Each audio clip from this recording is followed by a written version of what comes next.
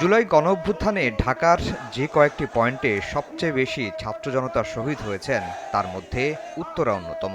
তাই জুলাই শহীদদের স্মরণে উত্তরার আজমপুরে সমাবেশ ঢাকা মহানগর উত্তর বিএনপির। বিপুল সংখ্যক নেতাকর্মীর পাশাপাশি স্মরণ সমাবেশে অংশ নেন শহীদ পরিবারের সদস্যরা।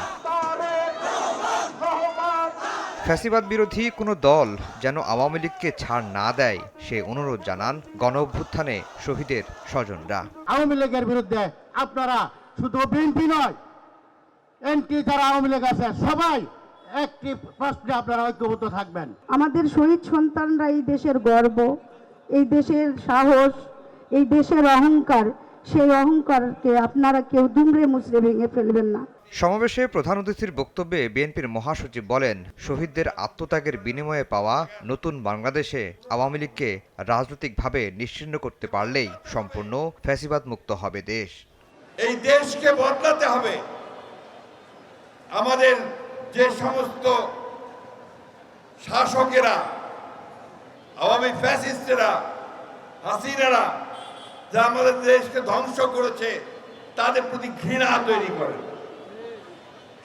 তারা যেন কোনোদিন ফিরে আসতে না পারে, হাসিনা যেন ফিরে না আসে আর আমার ছেলেদেরকে হত্যা করতে না পারে, সেই ব্যবস্থা তৈরি করতে হবে। এদিন মাসব্যাপী কর্মসূচির অংশ হিসেবে জুলাই শহীদদের স্মরণে যাত্রাবাড়িতে সমাবেশ করে ঢাকা মহানগর দক্ষিণ বিএনপি। বিএনপির স্থায়ী কমিটির সদস্য মির্জা আব্বাস বলেন, শহীদদের আত্মত্যাগকে পুঁজি করে অনেকে নানা অপকর্মে লিপ্ত। নির্বাচন নিয়ে এখনো ষড়যন্ত্র চলছে বলেও অভিযোগ করেন তিনি। শহীদদের রক্তের বিনিময়ে আজকে কি পেরেছি আমরা? অনেকে আমরা টাকার কুমির হয়েছে। যাদের ঘরে একসময় খাওয়া ছিল না তারা কিছু খাওয়া পাচ্ছি।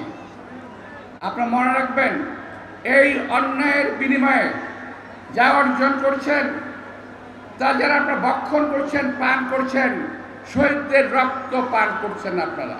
বিএনপির উপর আস্থা রয়েছে দেশের মানুষের, তাই দলটিকে জড়িয়ে অপপ্রচার চালিয়ে মানুষকে ভুল বুঝিয়ে কোনো লাভ হবে না বলেও মনে করেন বিএনপি নেতারা। এই সরকারের আফজাল হোসেন, সময় সংবাদ, ঢাকা।